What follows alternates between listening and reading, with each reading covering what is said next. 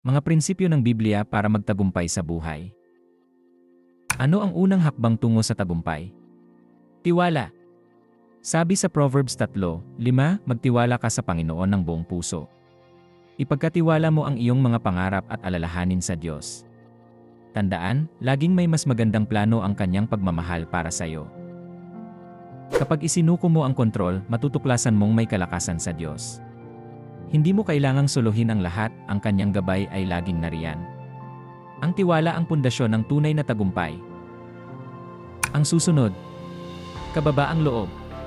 Ang kababaang loob ay nagpapadala sa karangalan, Proverbs 15:33.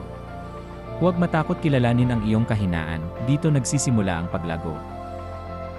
Sa pagiging mapagpakumbaba, nagiging bukas ka sa pagkatuto at sa pagtulong sa iba. Ang paglilingkod sa kapwa ay nagdadala ng tunay na karangalan, higit pa sa anumang tagumpay na pansarili. Ngayon na ang oras para ipamuhay ang mga prinsipyong ito. Simulan mo sa puso, magtiwala sa Diyos at maging mapagpakumbaba. Huwag hayaang ang takot o pag-aalinlangan ang pumigil sa iyo. I-share ang video na ito sa iba upang magsimula rin silang magtagumpay gamit ang mga prinsipyong ito. Maglakad kasama ang Diyos, maglingkod sa kapwa, at makita ang pagbabago sa iyong buhay.